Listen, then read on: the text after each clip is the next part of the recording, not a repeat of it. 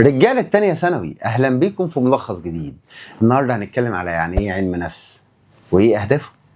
علم النفس كلغة اسمها سايكولوجي. يعني إيه سايكولوجي؟ قال لك علم دراسة النفس، سايكو نفس أو روح، وعلم لوجي فسايكولوجي. أما العلم كمصطلح فهو الدراسة العلمية لجوانب السلوك ردا على مختلف المثيرات. إيه ده؟ صعب أوي. هناخدها على بعض كده. قال لك لا، قسمها 3 عناصر أساسية اللي هم الدراسة العلمية والمثير والسلوك، ولكن احنا هنخش في تفاصيل أكتر. هنتكلم الأول عن الدراسة العلمية. إيه الدراسة العلمية دي؟ قال لك إزاي أوصل للمعلومة مش إزاي أتأكد من المعلومة. مش فاهم. عبارة عن إيه؟ قال لك المعلومات دي سلاسل مترابطة كده، بنعمل ملاحظة وتجربة وفرض فروض وقانون. دي أساليب الوصول، المنهجية العلمية، فبنسمي ده الدراسة العلمية. حلو، عرفت يعني ايه دراسة علمية. قال لك في مثل صيني دايما يقول لك لا تعطيني سمكة ولكن علمني كيف اصطاد. حلو قوي يا عم السمك، فين الطحينة؟ قصدي فين المهم؟ ازاي اوصل للمعلومة. جميل. تاني حاجة هنتكلم عنها هي السلوك. يقول لك السلوك هي مجموعة استجابات. يا دي النيلة، انت هتلخبطني ليه؟ بص يا صاحبي، السلوك هو شكل تصرفاتك بيبان عليك ايه. يعني مثلا مستر قاعد على كرسي لابس نظارة في اليوتيوب. ايه ده؟ ليه؟ المفروض تفهم السلوك. انت لو عالم نفس هتفهم ان مثلا كده كده شايف دي اضاءة بتوجع عينيا، فاهم؟ فالبس ايه؟ صح كده، فاهمان. طيب الاضاءة هي سبب ان انا عملت التصرف ده، فالاضاءة اسمها مثير، سبب.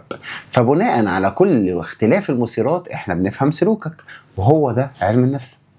المثير ده بقى نوعين، مثير خارجي ومثير داخلي. المثير الخارجي اي حاجه بره جسمك، الداخلي اللي جوه جسمك. افتكر دايما ان ده غير اللي بنقوله لك في الحصص، لان ده مجرد ملخص. ماشي يا عم، عرفنا المثير بنوعينه. ايه كمان؟ قال لك في استجابه وفي نشاط، دول اللي بيشكلوا شكل السلوك. الاستجابه هو كل نشاط يقوم به كائن حي. انت مش قلت الاستجابه حاجه والنشاط حاجه؟ ايوه، ما هو عايز يميز لك بس ان في حاجه اسمها استجابه بنوع النشاط. يعني ايه؟ النشاط الحركات او التصرفات اللي انت بتعملها، مش اللي بتظهر عليك. الاستجابه رد فعلك. عايز ترجع للي بنحل بيه هناك قلناها في الحصص، وعناية لاي حد هيسال ابعت انت بس، وانا عناية الاثنين، اللينكات تحت عندك في الديسكربشن. بس الاستجابه رد فعلك. رد فعلك ده هيسحبه حركه معينه، سواء افكار او انفعالات او حركات جسديه، فبنسميها انشطه عقليه، انشطه انفعاليه، انشطه اجتماعيه وحركيه. طيب ايه كمان هنتكلم عنه النهارده؟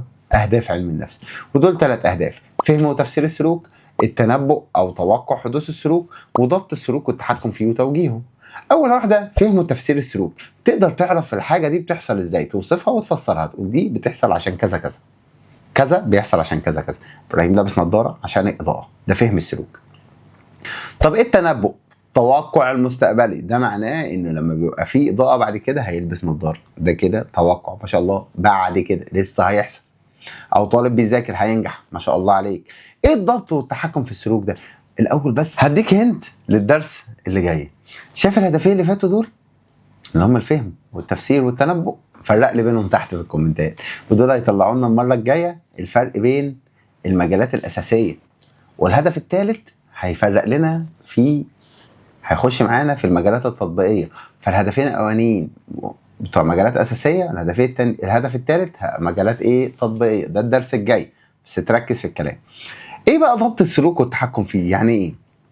بيقول لك دي حاجه مهمه جدا، اظبط التصرفات او الاحداث اللي بتحصل عشان اقدر اؤدي الى كذا. بيقلل فقد الطاقه ويحسن عمليه التعلم ويحقق صحه نفسيه ويخليك احسن، زي ان هديلك الجو كده عشان تعرف تذاكر. ده اسمه ضبط السلوك والتحكم فيه.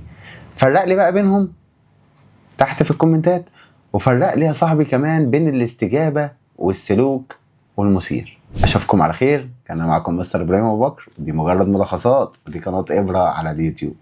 سلام يا صديقي.